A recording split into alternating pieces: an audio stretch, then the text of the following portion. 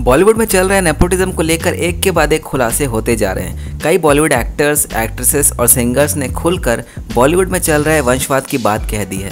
अब देख मैं सबका बैंड कैसे बजाता है देख।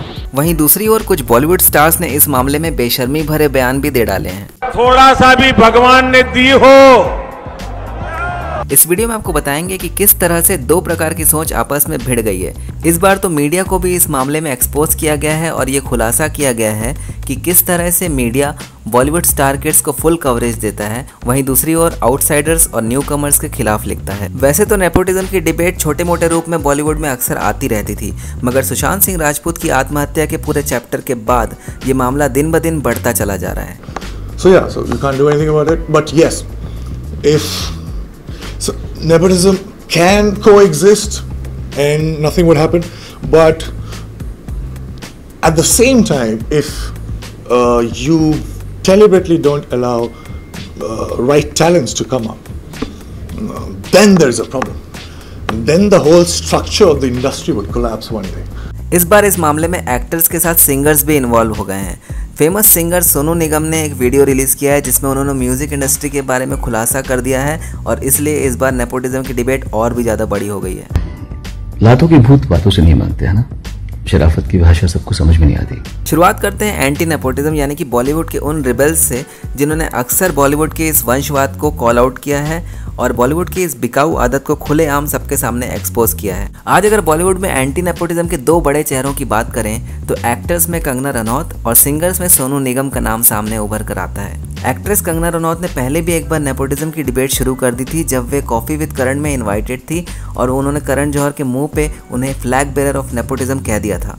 In my biopic, if ever it's made, you'll play that stereotypical Bollywood biggie who is very snooty and completely intolerant to outsiders and flag bearer of nepotism, the movie mafia. उसके बाद से वे अक्सर बॉलीवुड में nepotism को point out करती रहती हैं। सब गैंग बना के बैठे हुए हैं कि नेपोटिज्म के बारे में इसने क्यों बोला। आपने कह दिया कि ये 4-5 खानदान है जो फिल्म इंडस्ट्री चलाते हैं, तो ये तो बात सच है। दूसरा उदाहरण है तापसी पन्नू का। तापसी पन्नू एक ऐसी एक्ट्रेस है जिन्होंने साउथ इंडियन और बॉलीवुड की फिल्म दोनों ही करी हैं और आज उन्होंने अपनी एक्टिंग का लोहा मनवा लिया है। ये एक्ट्रेस ने अमिताभ बच्चन जैसे स्टार के साथ भी बदला और पिंक जैसी 2 फिल्में कर रखी हैं। फिर भी इन्हें भेदभाव का शिकार होना पड़ा, जिसका खुलासा इन्होंने अपने एक इंटरव्यू में किया था। इन्होंने बताया था कि किस तरह से फिल्म पति पत्नी और वो से इन्हें बिना बताए निकाल दिया गया था।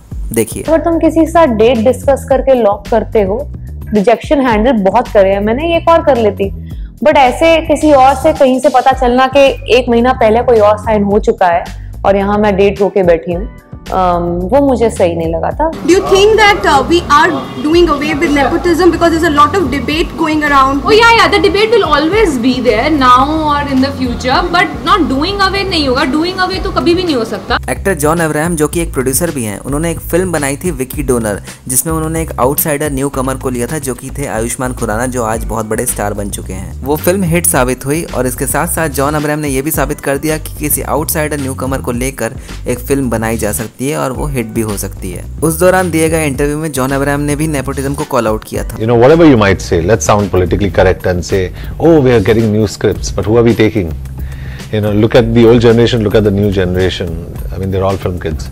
So who's going to give an opportunity to an outsider? Actor gym Sarbh ने भी एक इंटरव्यू में बताया था कि किस तरीके से एक आउटसाइडर न्यू कमर को अपने सिलेक्शन के लिए कई कठिनाइयां झेलनी पड़ती हैं। You automatically get a card at a bigger table than us.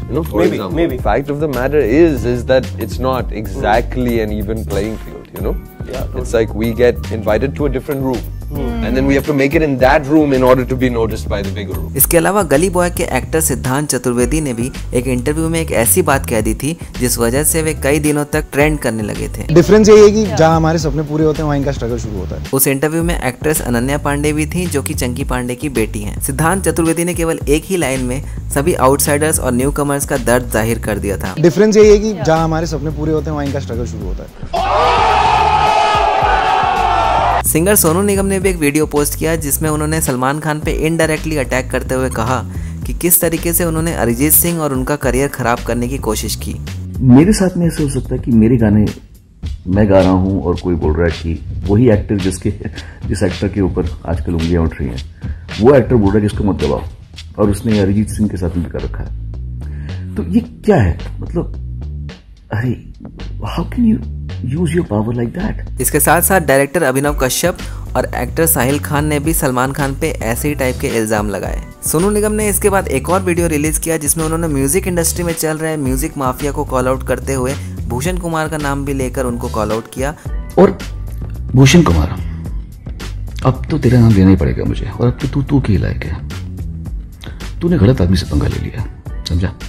तू भूल गया वो टाइम जब तू मेरे घर पे आके, भूल गया ना वो, भाई मेरी एल्बम कर दो, भाई दीवाना कर दो, भाई मुझे साराशी से मिलवा दो, भाई स्मिता ठाकरे से मिलवा दो, भाई बाल ठाकरे से मिलवा दो, भाई अबू सलीम से बचा लो, याद है ना, अबू सलीम से बचा दो। इसके साथ साथ म्यूजिक इंडस्ट्री में चल रहे ग्रुपिज्म को लेकर जमकर खुलासे किए। काइंडनेस दिखाएं, क्योंकि सुसाइड हो जाने के बाद में रोने से अच्छा सुसाइड के पहले माहौल को थोड़ा रेक्टिफाई कर लिया जाए।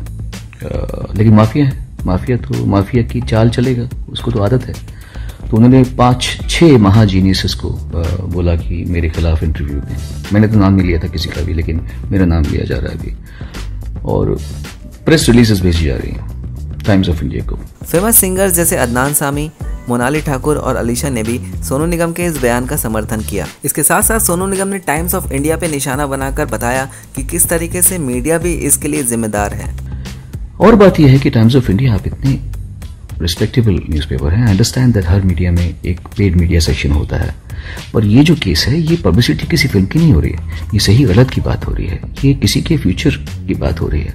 उसमें आप अगर पूरा का पूरा वैसा आर्टिकल डाल देंगे जो उनकी प्रेस रिलीज है, कुछ तो चेंज कीजिए।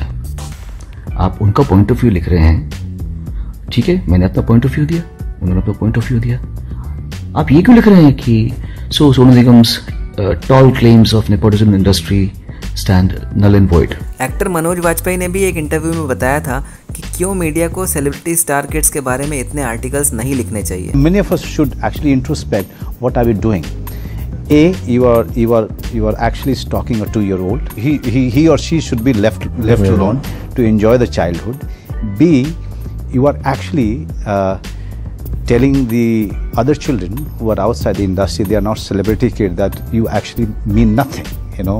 So, and third, you are actually making it much more difficult for actors like her who has a dream in her eyes. यहाँ तक कि मनोज वाजपेयी ने एक बार अपने एक इंटरव्यू में बॉलीवुड अवार्ड्स के बारे में भी अपनी टिप्पणी दी थी। अवार्ड आपको दे दूंगा सर, मुझे अवार्ड नहीं चाहिए, मैं सच में कह रहा हूँ। मुझे ये जो ना, ये जो पुरस्कार वगैरह जो है, इसका जो है टैलेंट से या क्वालिटी से कोई लेना देना आज के समाज में रहा नहीं है, इसका सिग्निफिकेंस भी नहीं है। सैफ अली खान ने भी एक इंटरव्यू में स्वीकार किया कि कई अच्छे टैलेंट्स को मौका नहीं मिलता है। सैफ ने माना कि कई बार बॉलीवुड में अच्छे एक्टर्स को वो बड़ी अपॉर्चुनिटीज नहीं मिलती जो एक प्रिविलेज्ड एक्टर को आसानी से मिल जाती हैं। मैं इस इंडस्ट्री में हूँ because of my papa. What does that mean? Nepotism rocks. Nepotism rocks. Nepotism rocks.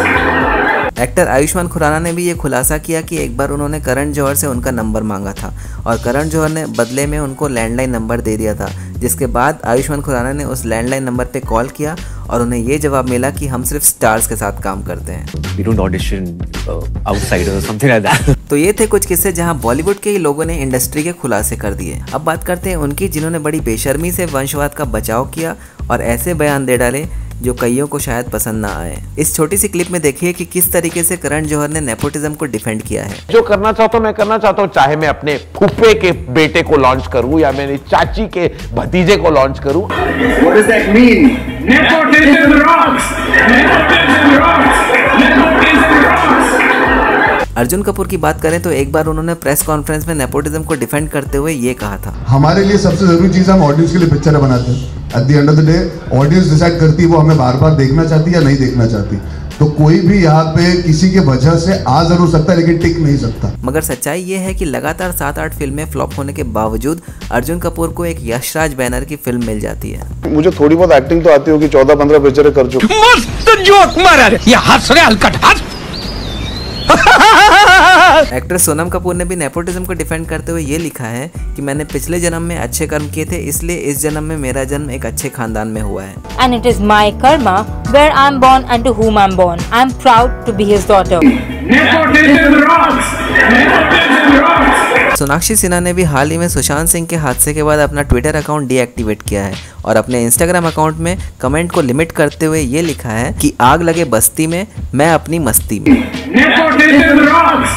Nepotism rocks! इसके अलावा कुछ शोज हैं जैसे कॉफी विद करण, जिसमें बड़े बड़े स्टार किड्स और सेलिब्रिटीज लोग आते हैं और करण जौहर के साथ मिलकर सुशांत सिंह जैसे उभरते स्टार्स का मजाक उड़ाया जाता है। देखिए। Hot or not? Just those two words. Virat Kohli. Hot. Arman Kohli. Not. Ranbir Kapoor. Very hot. Imran Khan. Extremely hot. Sushant Singh Rajput. Huh? Hot, I guess. I don't know. Huh? Hot, I guess. I don't know. Who would you kill, marry or hook up with? Ranbir Kapoor, Ranveer Singh, Sushant Singh Rajput. Marry Ranbir.